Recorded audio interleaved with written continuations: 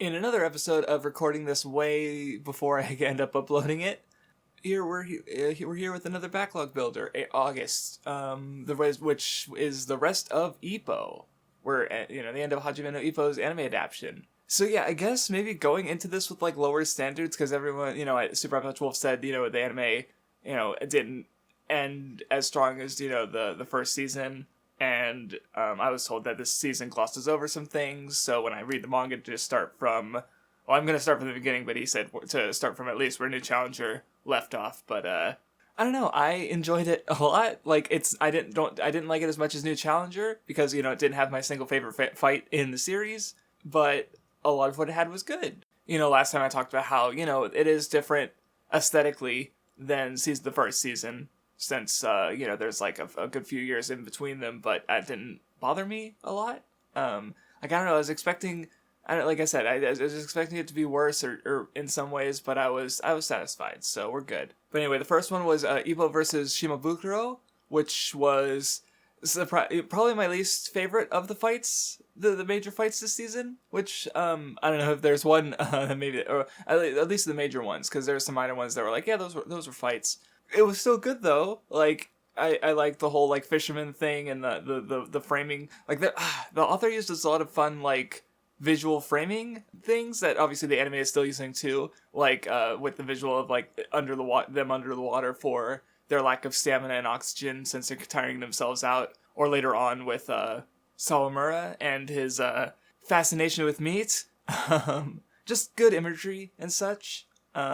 But yeah, this one was good since, like, Sawamura, like, they contrasted, like, oh, Ippo's never fought someone shorter than him, and he's just this fucking, like, mass of muscle, but, Ippo is able to take out his stamina even with, like, lighter, just because he keeps trying, and, I don't know, it was neat, it was cool, I liked it, and of course, yeah, it kind of starts off continuing with the end of New Challenger with the idea of, like, oh, the Dempsey role, has weaknesses, like, Coach even calls Ippo like, oh, you're a cheese champion, you're full of holes, which is something he has to get over, and some of the, we'll talk about that. But, in this case, he's able to win, but he does get a lot of challenges from people who think they could take him. Before we get to that, we get to a fight I never expected, and I didn't think, Aoki versus Imai. And I say I didn't expect it partly because, like, it's Aoki, but also because, like, I even asked a friend, like, okay, Kimura got, Kimura versus Mashiva, does Aoki get anything like that? And he said no. And I was like, oh, I guess Aoki's kind of cursed to be a joke the whole series. But, like, and there was definitely, there was the joke with his, because he had the weight loss where he turns into this horrifying skeleton, and then he had the rebounded and got really fat, and, like, it's treating the weight, it's doing jokes with the weight loss thing that it didn't do with Takamura whatsoever. And of course, but then it's also like his opponent is someone who's very serious about boxing and even dislikes Aoki because the way he goes about things isn't how he sees boxing. And the fight was just like where I'd compare it to Kimura versus Mashiva, where it's like I might like the climax of Kimura versus Mashiva better, but the actual fight I was just like, yeah, this is a fight. Or with Aoki, I was enjoying the whole fight more along the way because just Aoki's fighting style is really, like, silly and it's fun. Like, he kept being, like, the way he was drawn with his head and neck kind of just like a thumb, almost, when he was, like, dodging punches and stuff, it was, like, ridiculous. And just there was the whole motif with, oh, he's a frog trying to leap into the sun, like, all this unorthodox style of his, it makes him less consistent, but it's his attempt to sort of make up for his lack of skill relative to other boxers, like Takamura, who he's constantly been chasing after. And, like, there's just so many little things, like, when he, like, gets downed really hard, and, like, I even saw his body was, like, all, like, the limbs were all out of whack, like, he just got, oh god, he got fucked. But then he, like, deliberately did that because it's boxing, you see your opponent has weakness, you capitalize on that weakness, which is something that comes up in the Takamura versus Brian Eagle. Or not Brian Eagle, David Eagle. Fuck, I'm mixing up my American names. Where, like, yeah, so Imai would, like, he hammered on trying to, he's almost down, I'll finish him. And then that went on for, like, rounds. And I love when Aoki just, like, casually walks back to his corner, like nothing's happening after, like, fucking 5 rounds of that. And Imai is just like, what? Like, and the fucking fake out, look away technique is just so stupid. And like, well, what's even funnier about it is like not only that Aoki does it twice and it works, but then Takamura, who is this talented genius boxer who is world champ, he tries to copy it, but it doesn't work because like. So even though Takamura is this really skilled boxer, Aoki has skills that no one else does because of, like, him and the way his style of boxing, and so seeing Takamura fail to do the same thing that Aoki could do was neat. And yeah, it was just a fun fight. You know, they had the thing with, like, how Imai left his girl, Sachiko, because, you know, he was too obsessed with boxing, which was also the reason why he wanted to... She was the reason he picked up boxing in the first place, so they could be strong to protect her, where Aoki, of course, still had Tomiko. Yeah, I'm bad with names. But yeah, Aoki still had her. He even said, like, why would you give up your goddess of victory? So that was neat. But yeah, it was a fun fight, good contrast. I didn't expect Aoki to... Like, yeah, he is the more comedic character in the cast, but, like, I like how that was used in the fight. Not just for comedy, but also, like, thematically. It was cool. I liked it. And then we get Sawamura. Well, we also got Volg coming back. That was cool. Volg's a good boy. And, you know, the build-up was good, like, how even Volg was able to, like, counter Ippo's, Dempsey roll. And which helped build up Sawamura, who's, like, Volg's this, you know, he's no longer at his peak, but, you know, boxer, but who's still able to take Ippo down, where Sawamura is this genius who's, scary. Like, there's one shot where he's sitting on his bike and the shadow was like a monster, and then whenever he was eating steak was just like, holy shit. Like, I don't think I've seen such an evil piece of shit boxer in a boxing... I only think I've, like, read Ashina Joe and watched Ippo, but holy shit. What a piece of garbage. He's great. And yeah, of course, he got his little backstory where, you know, he was abused and he stabbed his dad. And so, like, you know, the violence became, like, an escape for his shitty life circumstances. And then he just sort of kept on that path. Even in boxing where, like, when he fucking, like, we saw the footage of him elbowing the guy, losing the match where he grabbed the dude and fucking elbowed him because he got hit, like, lightly hit in the face with an elbow. And it's like, holy shit. Just really good build up in the actual fight. Like, Sawamura kept talking about how he wanted his full course from Ippo, and I was just waiting for Ippo to overstuff him, and that's exactly what fucking happened. And this is also where you get Ippo, like, he learns he intuitively picks up on the advanced Dempsey roll thing where he, like, stops his momentum and, like, fucks up his legs and hips, and it's like, no, these fucking boxers, like, when he does it, like, multiple times in the fight, you just see the muscles, like, keep tearing. It's just like, no, stop.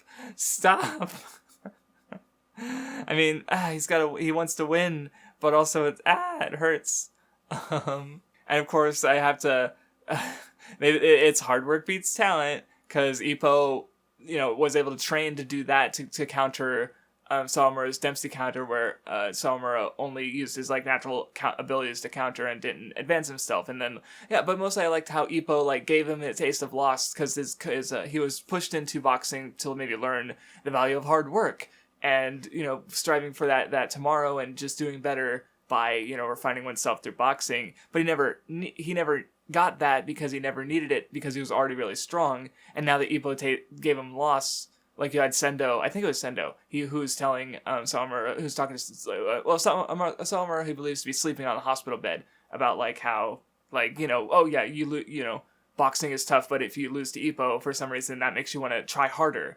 And, you know, sort of projecting on Sawamura in a way that, like, we're obviously supposed to read from Sawamura as well. So, you know, that's where it ends for him. But, you know, if he comes back, I wouldn't be surprised, because, you know, there's been a lot, like, Volg's come back already. Mashiba, oh god, when fucking Sawamura hit Kumi and Mashiba was right there, I was like, this man's going to die. Someone's gonna die. Like, you got Ippo, you got Mashiba right there, you got Sawamura, like, someone's gonna get hurt. But Ippo, he wanted to settle it in the ring, so, because he's too good of a boy. And then we get to one of my favorite moments from the season that has nothing to do with, and it has nothing to do with boxing, and that was Umezawa writing his manga and, you know, all the boxers, like, clamoring to read it and fucking ripping the manuscript because they're assholes. You know, but then also, well, see, I was warned, because, again, I've, you know, talked a little bit about Ippo with friends, and Vindy even said, like, one of his favorite moments in Ippo involved, like, because I mentioned Umezawa, and it said, he insinuated that involved Umezawa and Ippo, and I was like, uh-oh.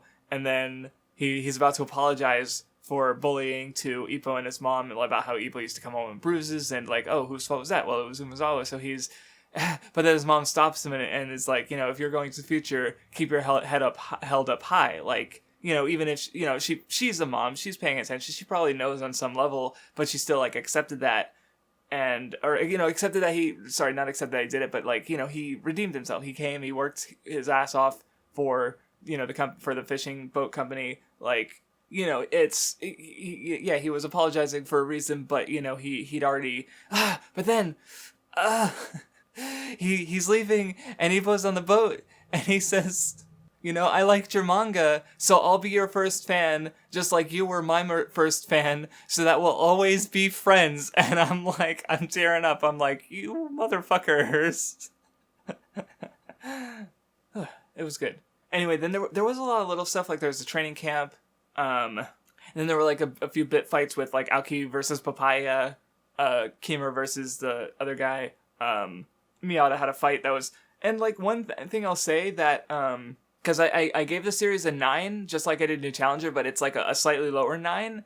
And part of that reason is because I think New Challenger, as like a single season, even though it's left like hanging, it's framed really well where, you know, it was framed under New Challenger. All the fights all the major fights were title bouts. And at the end, they frame it where like, okay, we're going to become the new challenger to the world of boxing as a whole by advancing on the Dempsey role that, you know, was otherwise just a footnote in history.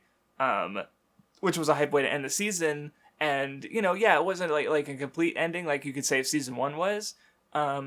Where with this season, like, all the individual stuff was really, a lot of it was really good.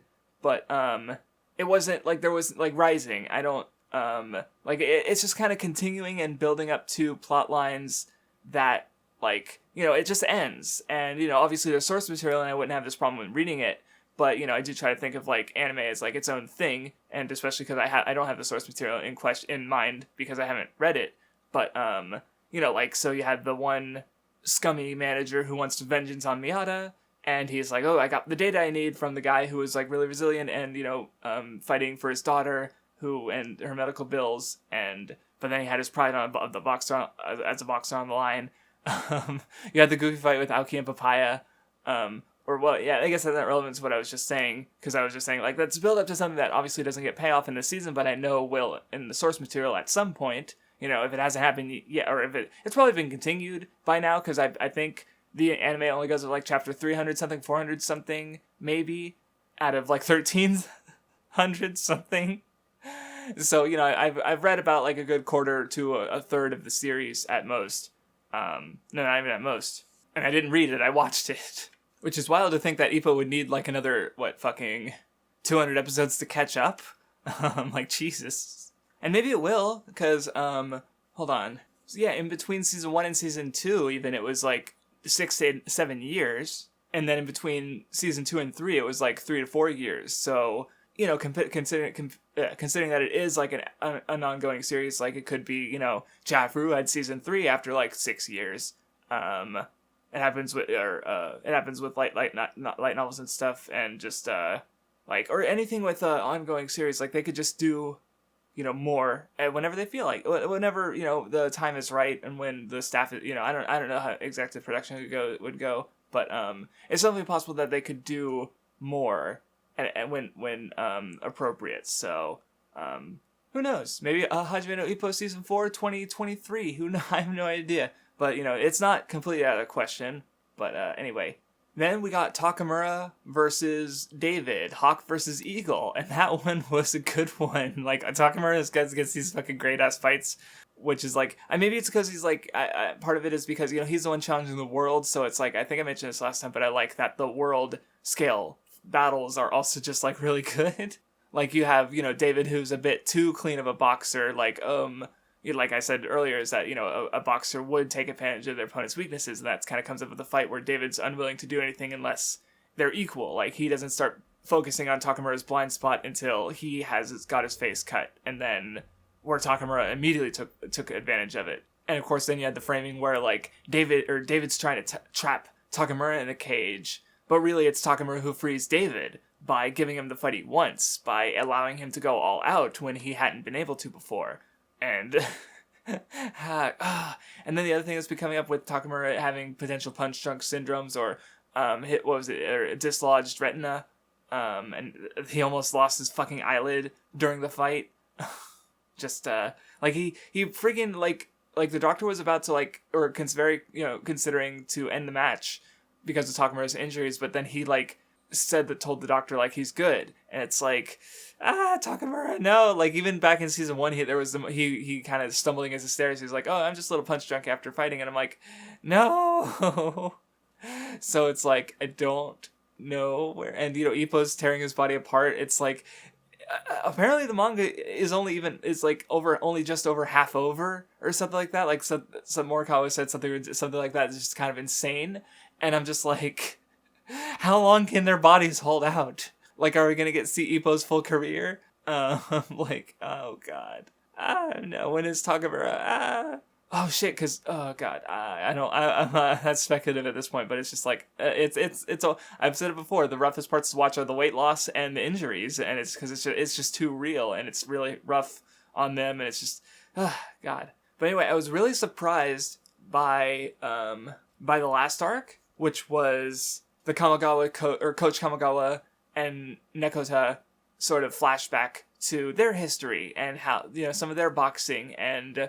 In post-World War II Japan with Yuki, and they didn't pull any punches. Like, okay, yeah, here's a racist GI who says, fuck the Japanese, I'm gonna beat the shit out of all you, even though, like, and, I'm not gonna blink the fact that I was, like, potentially, like, welterweight champion of the US, and also, like, there's no one in Japan who's big enough because they're just naturally, a little smaller. They, in post-war, like, what are they going to do? Get the food and train? Like, there's even a point where they say, like, oh yeah, the US is, like, a century ahead of Japan in, like, boxing because they just have the facilities, they have the culture that, that's allowed for all these boxers to come up, where Japan is just, like, relatively new to it and also not, at least in the corner of the world that we see in the story is obviously not, they don't have a gym. Like, he doesn't have a punching bag, so to train his fists, he, like, sets a log up in a hill and then slowly punches the log into the hill to get his iron fists. Oh, and Jesus Christ. And then with Yuki having, like, being sick from the fucking Hiroshima bombing, and, on sort of, like, she left there because it was destroyed, everyone was just despondent and just ruined, so she wanted to go to Tokyo, and where she took a liking to Kamogawa and Nekota because, like, they had this boxing spirit that they were looking forward, and she took a liking to that and then ended up with them. And then I also liked how, like, Kamogawa, when he started training to fight the GI after Nekota got defeated, he was like, they're fighting their bodies, so I don't have any problems, so why shouldn't I be able to be capable of this? And so he put in, and which that I relate to a bit. Wonder if I should go into it a little. I'll go into it a little. Like, I have negative thoughts, but I wouldn't say I have, like, full on depression. But a lot of the people who are important to me have struggled with depression. So I just feel on some level like, okay, yeah, they're dealing with more, so I should be able to handle this, that kind of thing. And yeah, the fight was good too, especially because, like, it's interesting because you don't see the, like, not the different weight classes go against each other, and this because it's not an official thing. Like, the ref was just garbage. It's like he should have ended certain fights like ASAP. Like, I just now thought of in Hunter x Hunter when Gon fought Ahsoka, the referee was super harsh on Gon with faults and stuff. Because he was like, well, this is a literal child going up against a fucking monster. So he said afterwards, it's like he felt that he should end the fight as soon as possible. Where the ref, when, like, fucking Nekota was fighting him and he got hit by an illegal punch that is known to cause brain damage, which was, we as the audience knew that he was suffering from brain damage, with extreme punch drunkenness syndromes. And, like, I was like, you shitty fucking ref, holy shit. Like, and the injuries were really rough because, like, yeah, this is a time period where, like, that we've talked about it, or me and Matthew talked a lot about it on the Ashina Jonen show, where they didn't know as much about, like, head trauma and stuff, and, like, they knew it was a thing, but they didn't have the depth of medical knowledge we do today. And of course, in this, like, they don't even have fucking, like, proper medical care, or at least it's not easy, or it's like, or maybe not proper. No, because Nekata did get hospitalized, so it's like. But, you know, the logistics just aren't there in the same way that are even in the modern scope of the story, which was, like, you know, 90s, which is when, you know, it started in 89, but it would have been taking place through the 90s because time, you know, contemporary story and time passes, though not as much as in real life, obviously. But especially, like, when fucking Kamogawa fucking punched, he punched the Sarge in the torso and fucking broke his hands. Like, that second punch is probably one of the most satisfying impacts I've, like, also brutal because, like, I'm not like, coach your hand, but also, like, it was just real, like, they fucking went all out animating and directing that shit. Like, I'm kind of curious as to how it was in the manga, because in the anime, like, Jesus fucking Christ, like, go look that up, like, because I'm in the One Piece fan and people are like, oh, satisfying anime punches, like, oh, Luffy versus Charlos, but I'm like, no, look at this one, check this one, if you want to see a satisfying punch, and if you've only read the manga and I just want to hear my thoughts anyway. I'm not saying the manga doesn't have this, I just haven't read it, but check out the Kamogawa versus the GI, and I think it's literally the last episode of the show. And then I also, got a bit emotional where how, like, they talked, like, oh, Yuki is like a sunflower, because, you know, her dealing with her circumstances helped, you know, she was like a sun, something bright that Nekota and Kamogawa looked to for inspiration, but also sunflowers spread a lot of seeds, so, you know, that, which is both, like, the hope that she spread in them, but also Kamogawa as, like, a coach, he said, like, you know, because you know, that was his last boxing match, because he's destroyed his fists, and even if they recovered, they, you know, there's only so much he could do as a boxer, but he decided to dedicate to training instead, training other boxers, and I like how it was really great as a moment in the context of a larger story that this was the end to, where he's like, oh, well, you know, I only feel like I've met half my promise of, you know, raising a boxer to take on the world, because Takamura is such a, you know, brilliant genius boxer that as much as my training helped him, he likely would have become world champion on his own anyway, where, so then it's like, they didn't directly state it, but, like, Ippo, like, becoming the top of the world isn't just going to, you know, be, you know, likely cap off his character arc, but it'll also, like, because, like, the relationship between the coach and the boxer has been one that's already come up a few times, and it's good. And I didn't expect it, and I came away liking Coach and Nekata more, especially, you know, like, because Coach he's been a really important character, but, you know, he hadn't got a huge amount of focus, and now here's the context to him, here's his whole flashback, and it's like, yes, and it was good. Or that was the line that got me a little bit emotional, where he's like, I may be wilted, but I'll spread lots of seeds, because, Ippo's still really good. So I did talk with the person who patroned. Well, he was patroning me, and then he wanted me to watch Ippo. Well, he wanted me to watch it and then read it, but I told him that I even said that if he wants me to just read Ippo, he can suggest it for the backlog builder anyway. But I'd rather start from volume 1. But he's fine, because I did ask that, because I'd rather read it at my own pace, because I do still want to do that video series where I go through every fight. So I don't know when I'm going to read it, but I'll try to. But in the meantime, as for the backlog builder, Ippo is done for now, so it's a matter of, you know, who suggests what. Like, right now I only have one $10 patron who suggested something, which was the same thing that's been on the poll for the last 5 months or so. But I did get another $10 patron, they just haven't suggested anything yet, so I don't know. But anyway, that's it for Ippo. I hope you enjoyed me. I like it. I like Ippo. Like, I gave season 1 an 8. Mostly, I don't know. I've had to, like, explain to people that it's like, sorry, I don't like Sendo as much as everyone else seems to, because, you know, he was a big part in season 1, and his stuff was good. I just happen to like other stuff better, and that's all. And I don't know, it might also just be a case of me, like, gradually coming to enjoy the series more and more as I've watched it, and because, you know, maybe rewatching season 1 or going through the manga, I'll like that material better. And of course, in the manga, I just get the raw, unfiltered story where, like, this is a good adaptation. But, you know, what is it, like, it's what it mostly adds is in, like, the production of it. Like, it's still, like, you know, it's well-paced, I think. And, you know, if I don't know what they cut, Like, I wouldn't be able to tell you, like, maybe they cut away from, like, Miyata's fight in the... I don't know what the... Because I was, like I said, I was told in the season that they glossed over some stuff. And I don't know what that stuff is. So, but I couldn't tell you, obviously. Like, I can't think of, like, yeah, there was those 3 fights that were kind of truncated. But, you know, both of Ippo's fights felt fine. Aoki's fight felt fine. Takamura's fight felt fine. I mean, in general, like, they like, what was it? After season 1 and when they got to, Champion Road, like, Ippo just has a dog now, and I'm like, excuse me? So yeah, on some level, like, they're already, like, the stuff that's been glossed over is kind of, like, some of it's already happened already, like, the general, like, time and chronology between season 1 and the 2, film-length OVAs in between, season 1 and Champion Road is what, not Champion Road, New Challenger.